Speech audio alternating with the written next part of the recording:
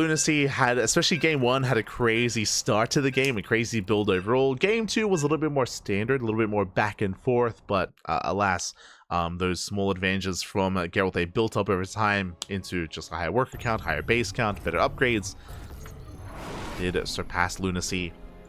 And now we're getting into our next semis. And spawning in the bottom right hand corner of King's Cove, we have the South Korean Protoss player, the favorite player to win the entire tournament. We'll see if he can be stopped.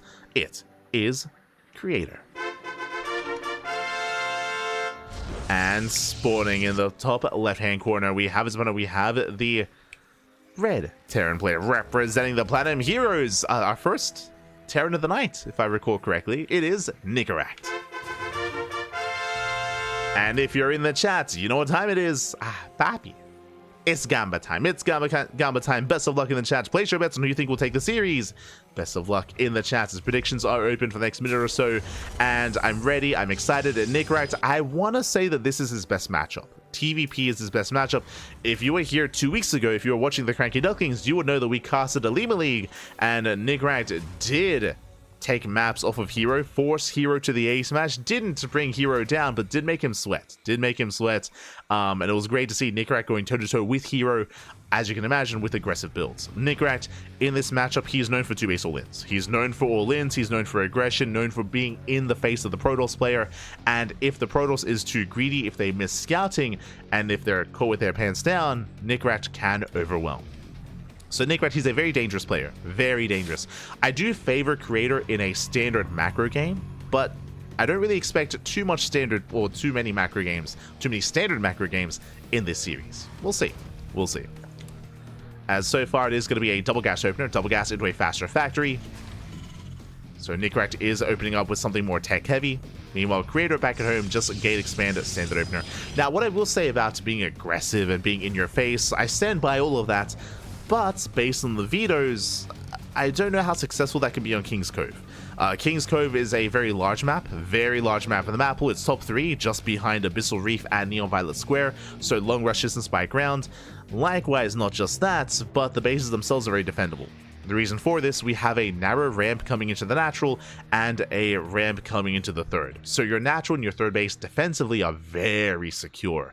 As you can imagine, one force field is all it takes to really stop any kind of move into the natural, for example. Likewise, a couple of force fields here as well. The high ground vision, the elevation, the advantage, the concave as well. It can be very difficult to break a defending 3-basing player. That does change when it comes to the fourth, so that's kind of the big difference between King's Cove and Abyssal and Neon Violet Square, is that on those other 2 larger maps, the 4th and the 5th base are much more secure. Here on King's Cove, I mean, as you can see right here, it's very exposed. It's a very exposed expansion, very wide open, exposed to the elements, exposed to massive surrounds, massive concaves.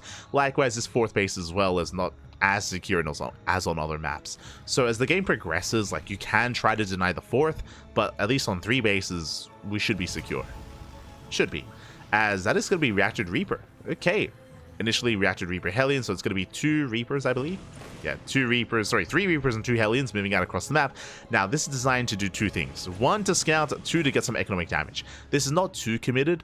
You can go for an extra wave and go up to 5 Reapers and 3 Hellions, so this is 1 step before that. Still quite aggressive, though, and the goal here is to try to overwhelm these gateway units and get into that mineral line. We'll see if he can do it. We'll see if he can pull it off. The army has arrived. They're diving on the Stalker. Shield battery is done. Yeah, the shield battery is done in time.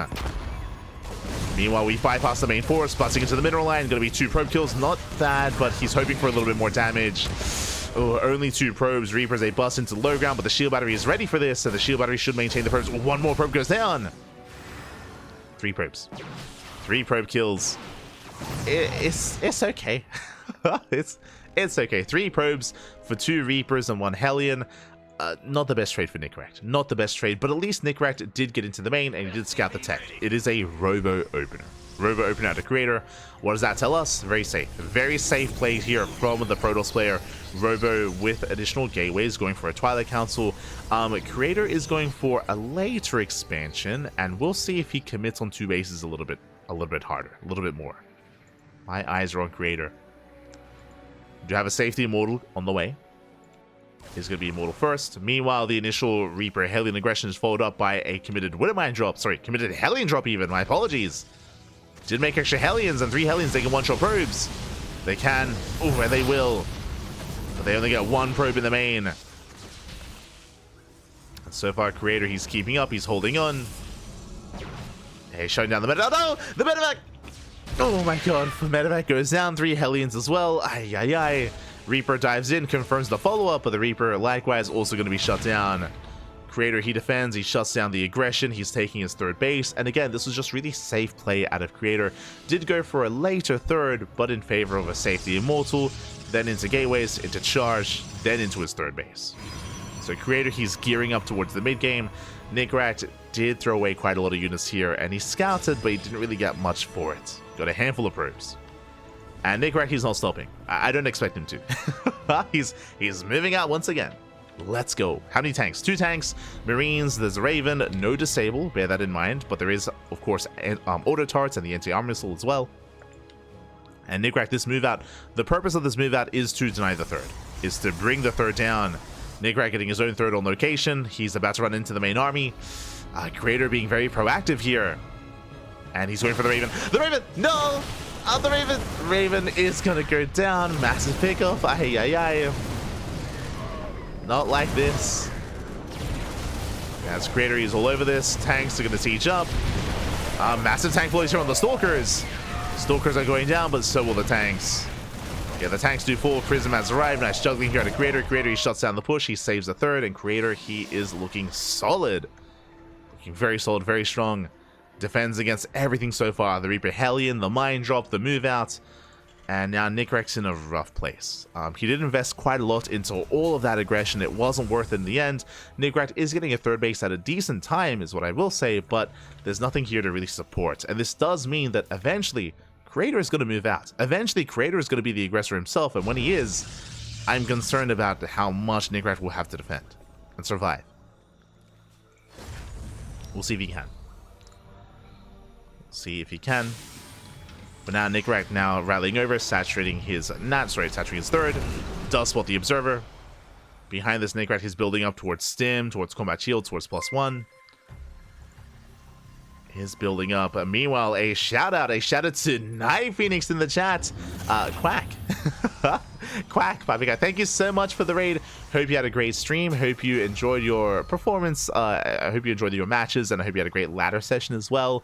Good to see you as well. We haven't seen Night Phoenix compete in our tournaments in a very long time, so good to see you, Papi. Good to see you. And GG, well played.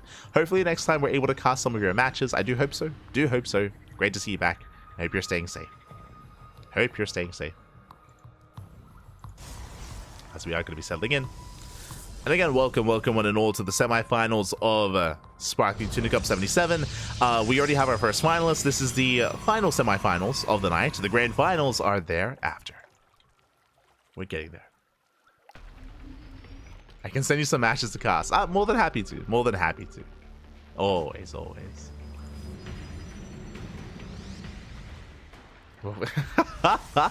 But no, we're not barking. We're ducks, Pappy. We're ducks. Not like this. I mean, we are ducks. I know that Night Phoenix is something very different. Uwu. Is a cat is what I was getting at. Shaking my head. Oh. But for now, we are going to be settling back. Do have Nicoract pulling back. Likewise, Zealot Runway towards the 3rd. Also, did I say Nicoract? I meant to say Night Phoenix. Night Phoenix is a cat. So now Zealot Runway is cleaned up. Likewise, Nicoract being active. Is hunting for any kind of stray units, any kind of stray army. Ghosts are available. EMP as well. Nicoract has potential with this force. And we'll see what he can get. Likewise, Creator is getting his 4th base, now taking his 5th as well, being quite greedy. Gearing up his expansions. My nickname is Little... Yeah. Aye.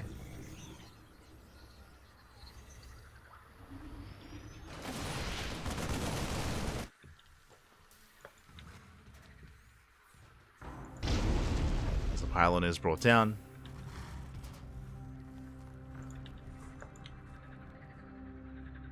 I'm sure that will convert Nicoract to a cat girl eventually too. It's very, very possible.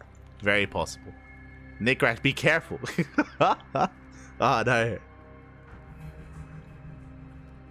Otherwise, Night Phoenix is gonna get you. Turn you into a cat girl. Oh, no. Oh, my god. A storm is coming in. He's running back Nicoract.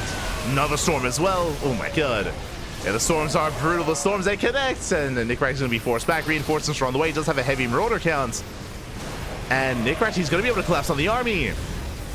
Yeah, he's stepping on forward. Again, the area is very wide open. Prism goes down. No more reinforcements. He takes the storms to the face, but he will clean up the army. At least most of it. Takes down the final Immortal. Takes down the Archon as well. Ooh, a very scrappy fight here from Nicoract, but he will clean this up. At the same time, those Zealots, they bust into the natural. 9 SCV kills. Workers are going down. That was a good fight for Nicoract, but he has to race back home. He has to race back home. Defend his natural. We'll clear this up. And the problem here is that because of the rush distance by ground, Creator, he has time. He has time to warp in, time to reinforce. Colossus are amassing. And Nicoract, he can't quite counterattack. Now, what I will say, though, is that Nicoract, he can build up his Vikings over time. He has how many? 6 so far. 6 Vikings, more Marines, more Marauders. Economically, after losing those workers, still on a healthy worker count, plus mules. Bear that in mind. 70 SCVs. Planetary setup. Nicoract is still very much so in this. But Creator, his army is being refined over time.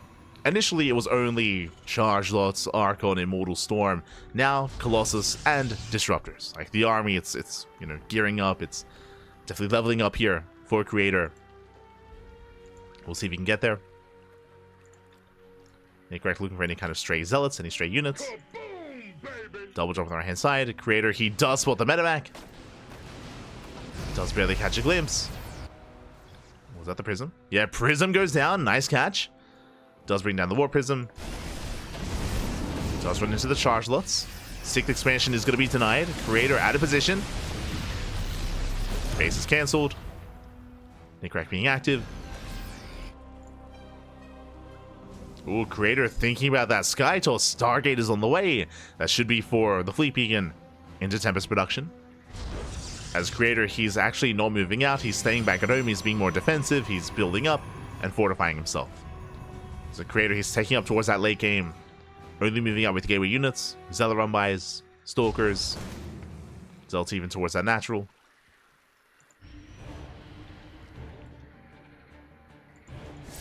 And again, this is more what we expect on King's Cove. I mentioned before, just because of how large the map is.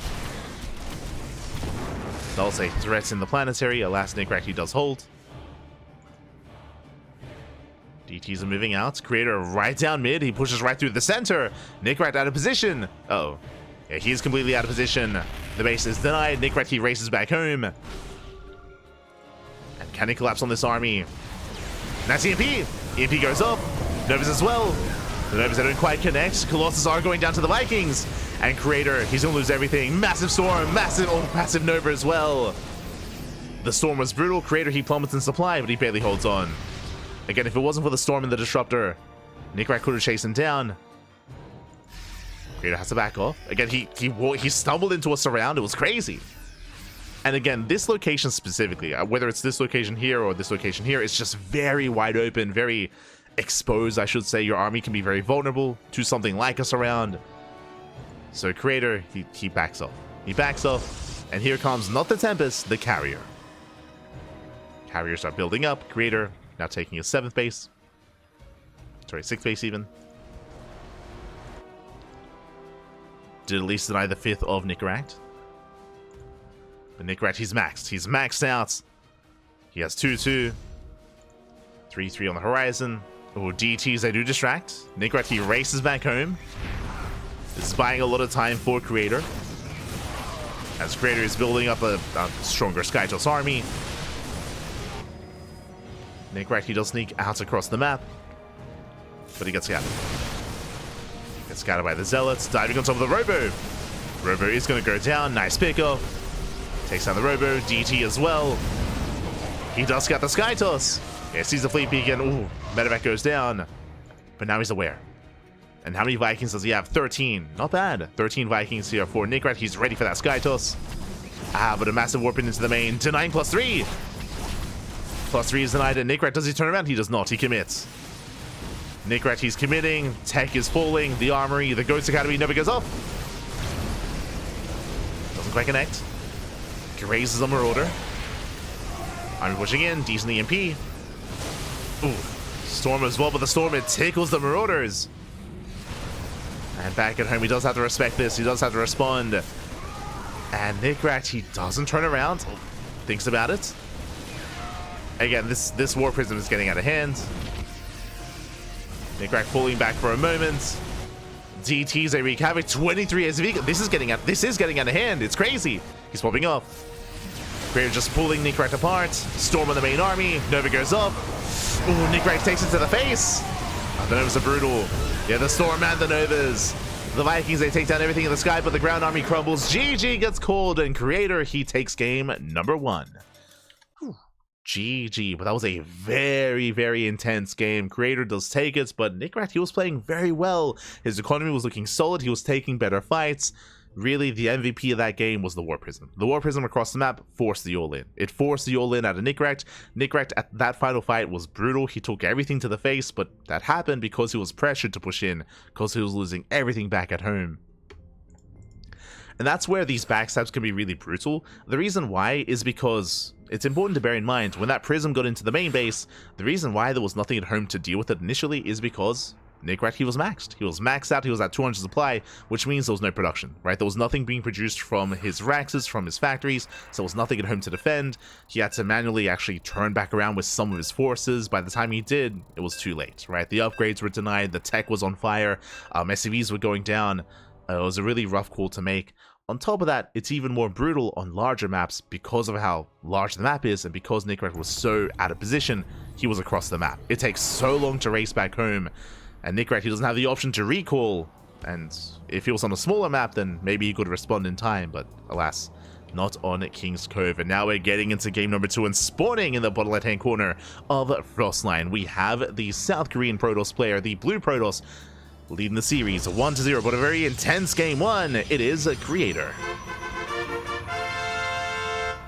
And spawning in the top right-hand corner, we have his opponent. We have the red Terran player for the Platinum Heroes, down in the series, but a very intense game 1. I mean, it could have gone either way.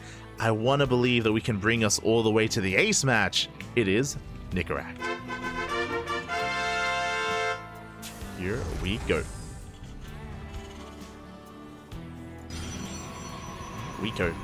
So we are going to be settling in.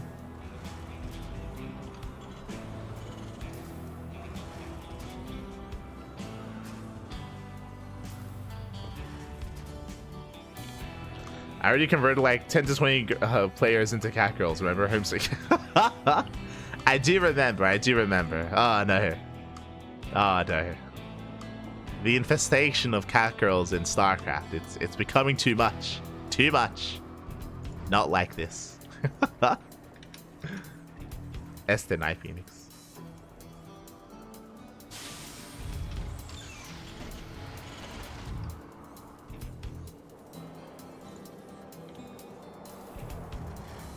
So here we go. We are going to be settling in. For now, going to be a gate expand, standard opener out of Creator. Meanwhile, double gas. Once again, double gas opener out of Nicoract, going double gas. Rax into a factory, staying on one base a little bit longer, delaying his CC. This should not be a one base all-in. I mean, it could be, but shouldn't be a one base all-in. Just a delayed expansion into earlier factory. As a reminder, last game, this led into Reactor to Reaper Hellion harass. It was 3 Reapers and 2 Hellions. Wasn't really too successful. It followed it up with a Wintermine drop as well. Likewise, wasn't too successful either. Despite the rough start of Nicoract, he did bring himself back into that game. It was very impressive. We'll see if he can have a bit of a cleaner, a bit of a stronger early game though. We'll see how this all comes together. Meanwhile, Creator going for a proxy, I would imagine Stargate. There it is. Stargate is on the way. We proxy Stargate out of Creator. Nicoract for the time being is in the dark. Does scout the natural, hasn't gone into the main. Still looking for a way in. Now going to be zoned back.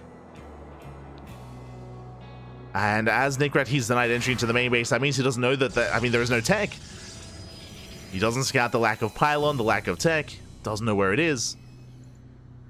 And again, so far he's in the dark as to what's going on. Now this should be Proxy Oracle. Proxy Oracle to bust into the main base, to wreak havoc in the mineral line.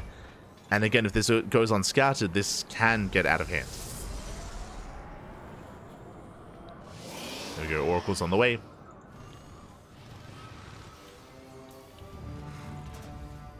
Meanwhile, Nicoract getting into his 1-1-1. Once again, just like the previous game, it is going to be a commitment into Reaper Hellion.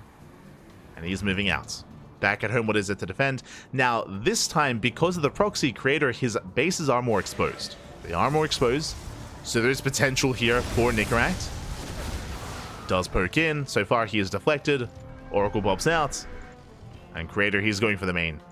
He's going for the main base. Cyclone's on the way, but alas, there's nothing in the main.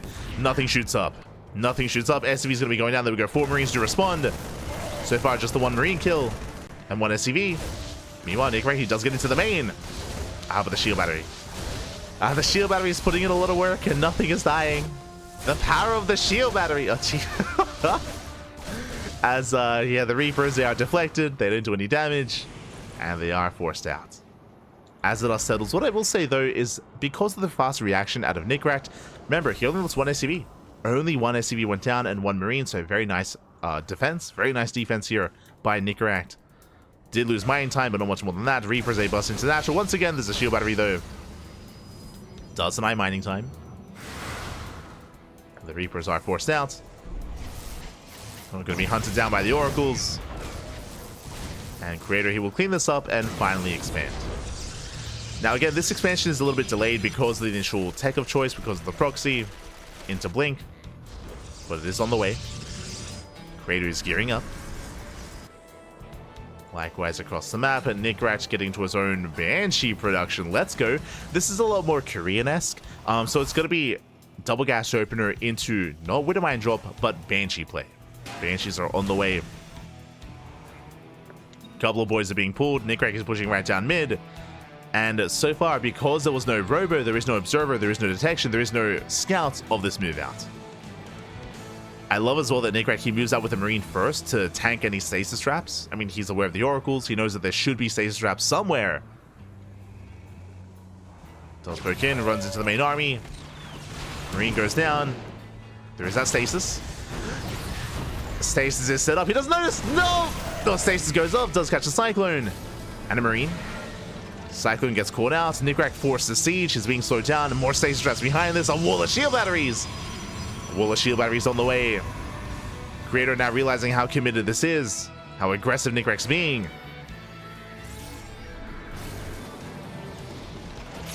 Nice bait. Nice bait on the stasis. Scans, reveals the second stasis trap. Does shut it down. And Nicoract, he's making his way into the natural. Blink is almost done. Banshee has arrived to reinforce. Tanks they siege. Creator coming in from behind, trying to catch reinforcements. Hoping to.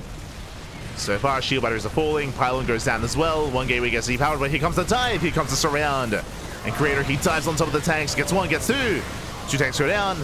Going for the Banshee as well. And GG gets caught. And Nicoract, he gets completely shut down. And Creator, he will take the series 2-0, advancing on to the grand finals. GG. GG, well played. Time was of the essence with that build, as it was a 2-base all-in. Nicoract, he was successfully slowed down as Creator. He was popping off with those shield batteries, sorry, with the stasis traps, I should say. Likewise, there was about enough time to allow for his Blink to finish. It was quite close, though. It was very close. If Nicoract had gone there a little bit sooner, it's possible he could have denied Blink by depowering the Twilight Council, or even just broken through the main army, but barely was not enough. GG, well played. Very intense series. Congratulations to Creator, but a shout out to Nicoract, because Nicoract, he did play very well. He did fight well, especially in game 1. Honestly, I can see a world where this goes to the ace match. Like, game 1 was a really, really close game, and there was some big advantages for Nicoract as well. He had some really strong moments in game 1. Game 2, a little bit less so, just because it was a shorter game, just because it was just a failed all-in. Game 1 was more back and forth, and yeah, really did showcase and show off, of course, why Nicoract, I would say his best matchup is TVP, and we have seen him cause upsets before and almost cause it here as well. Almost. Regardless, GG, well played. With that, we are getting ready here for the grand finals. We're getting ready for the grand finals here. It's going to be a best of 5 PvP between Creator and Geralt. Let's go. Let us go.